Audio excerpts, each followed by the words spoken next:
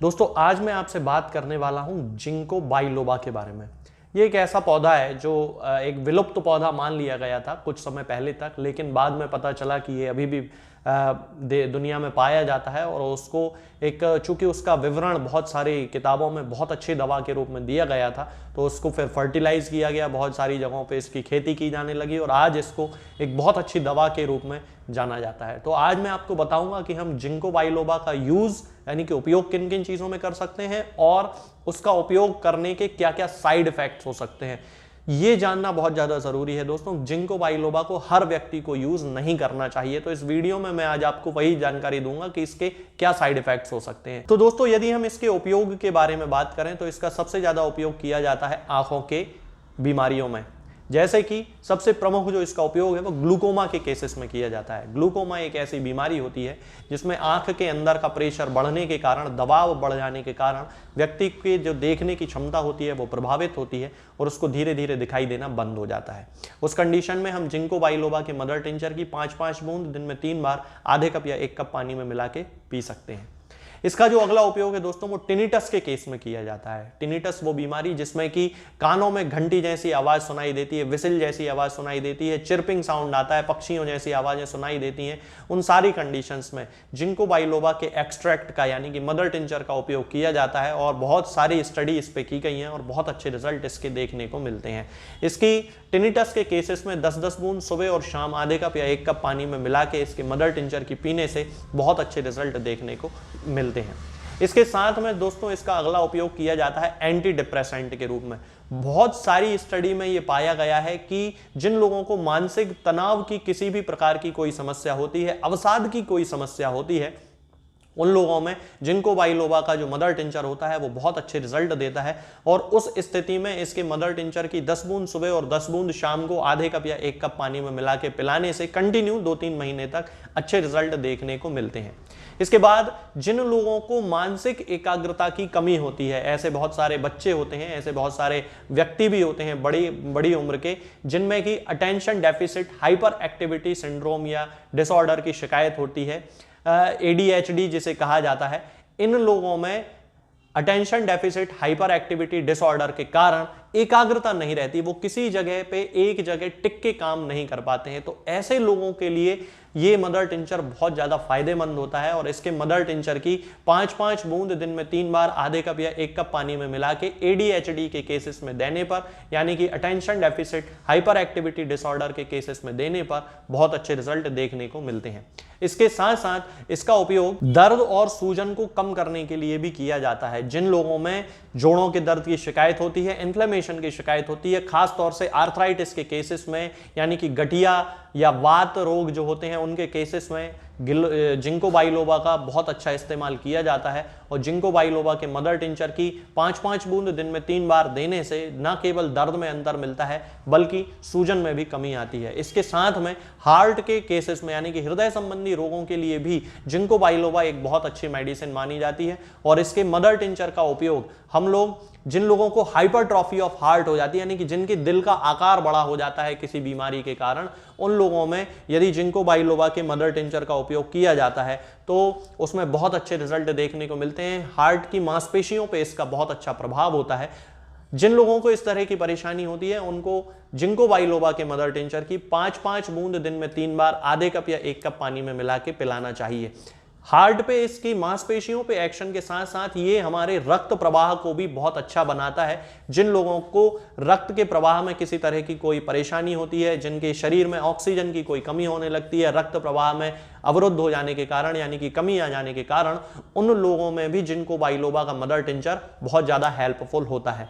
इसके साथ साथ ही दोस्तों जिंको बाइलोबा का उपयोग सनस्क्रीन के रूप में भी किया जा सकता है। जिंको बाइलोबा प्राकृतिक रूप से सूर्य की हानिकारक किरणों को हमारे चेहरे से और हमारे शरीर के अंदर जाने से रोकता है, तो इसका एक लोशन बनाना पड़ता है, उससे हमें सनस्क्रीन के रूप में इसके अच्छे रिजल्ट मिलते हैं। उसके बनाने की विधि में आगे के वीडियो में आपको बता दूंगा।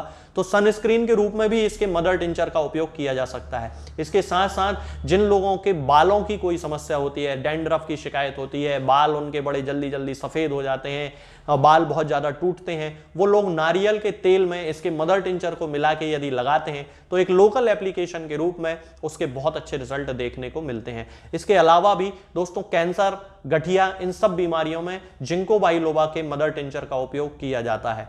यदि हम इसकी बात करें कि इसके साइड इफेक्ट क्या होते हैं, तो यहां पे बहुत ज्यादा ध्यान देना जरूरी होता है दोस्तों। जिंको बाइलोबा का उपयोग किया तो जा सकता है, लेकिन यहां पे सबसे जरूरी बात जो जानने वाली ये है कि किसी भी डॉक्टर से पूरी जानकारी लिए बिना और अपना चेकअप कराए बिना हमें जिंको बाइलोबा का यूज नहीं करना चाहिए, क्योंकि इसके अंदर बहुत ज्यादा एलर्जिक कंडीशंस पाई जाती हैं, एलर्जिक चीजें पाई जाती हैं, जिसके कारण किसी व्यक्ति की मौत भी हो सकती है। तो ये जानना बहुत ज्यादा जरूरी है कि क्या जिंको बाइलोबा आपके शरीर के लिए सूटेबल है, आपके शरीर पे अच्छा काम करेगा या नहीं करेगा। इसके साथ साथ जो माताएं अपने बच्चों को स्तनपान कराती हैं, उन माताओं को भी बिल्कुल भी जिंको बाइलोबा का उपयोग नहीं करना चाहिए। ये बहुत ज़्यादा यहाँ पे प्रिकॉशन या ध्यान देने वाली बात होती है कि जिन महिलाओं में स्तनपान जो महिलाएं करा रही हैं, उनको जिंको बाइलोबा का उपयोग नहीं करना है। इसका जो तीसरा साइड इफेक्ट है वो है थायराइड कैंसर। बहुत अधिक मात्रा में यदि जिंको बाइलोबा का सेवन हर दिन किया जाता है तो लोगों में थायराइड कैंसर होने की संभावनाएं होती हैं। इसके साथ साथ रक्तस्राव यानी कि हेमरेज भी इसके कारण होता है। तो खास तौर से वे महिलाएं जो कि गर्भवती होती हैं, प्रेग्नेंट होती हैं, उन महिलाओं में तो जिंको बाइलोबा का यूज किसी भी प्रकार से नहीं करना चाहिए। जिन लोगों को हार्ट से संबंधित कोई दवा चल रही होती है, उन लोगों को भी बिल्कुल भी जिंको बाइलोबा का यूज नहीं करना चाहिए। जिंको बाइलोबा एक अच्छी मेडिसिन है, इसका उपयोग किया जा सकता है, लेकिन इसमें सबसे ज्यादा जो ध्यान दिया जाता है वो इसके साइड इफेक्ट्स के कारण दिया जाता है। इसके बहुत सारे साइड इफेक्ट होते हैं, तो बिना किसी डॉक्टर से संपर्क किए हमें जिंको बाइलोबा का उपयोग बिल्कुल भी नहीं करना चाहिए। तो दोस्तों ये जो सारी जानकारी है ये जिंको बाइलोबा के लिए है। ये मदर टिंचर के रूप में होम्योपैथी में इसका उपयोग किया जाता है, बहुत अच्छे रिजल्ट देता है बहुत सारी बीमारियों में। तो आप इसको किसी भी होम्योपैथिक मेडिकल स्टोर से ले सकते हैं, कहीं भी ये दवा आसानी से किसी भी मेडिकल पे होम्योपैथी वाले बड़े आसानी से मिल जाती है, लेकिन बिना डॉक्टर की सलाह के इसका उपयोग ना करें। आज के इस वीडियो में दोस्तों फिलहाल इतना ही। आगे के वीडियोस में मैं आपसे बात करूंगा कुछ नई बीमारियों के बारे में और उनकी होम्योपैथिक दवाओं के बारे में। तब तक के लिए जय हिंद, जय भारत। दोस्तों, होम्योपैथिक दवाओं को खाने का सबसे अच्छा तरीका होता है कि हम हमेशा खाली पेट इन दवाओं को खाएं। जिन दवाओं को दिन में केवल एक बार खाना है, उन्हें सुबह खाली पेट खा लेना चाहिए। मुंह में अच्छे से कुल्ला करके, गार्गल्स करके मुंह को साफ कर लेना चाहिए और उसके बाद हमें होम्योपैथिक दवाई खा लेना चाहिए। जिन दवाओं को दिन में 2 बार या 3 बार या 4 बार खाना होता है, उन दवाओं को खाली पेट खाने का मतलब होता है कि हम उन दवाओं को खाने के लगभग आधे घंटे पहले या फिर 2 से ढाई घंटे बाद ही खाएं। और उस स्थिति में भी हमारे मुंह में किसी भी वस्तु का, किसी भी चीज का स्वाद नहीं होना चाहिए, ना ही हमारे मुंह में किसी भी चीज की गंध होना चाहिए, जिससे कि ये होम्योपैथिक दवाएं हमारे शरीर पर बहुत अच्छे तरीके से काम कर सकती हैं। तो हमें हमेशा ये ध्यान रखना है कि जब भी हम होम्योपैथिक दवा खाएं, हमेशा खाली पेट खाएं और हमारे मुंह में किसी भी चीज का स्वाद या किसी भी चीज की स्मेल ना हो। अब बहुत सारे लोग ये सोचते हैं कि हम कच्चा प्याज खा सकते हैं या अदरक खा सकते हैं या हींग खा सकते हैं या इलायची खा सकते हैं या नहीं।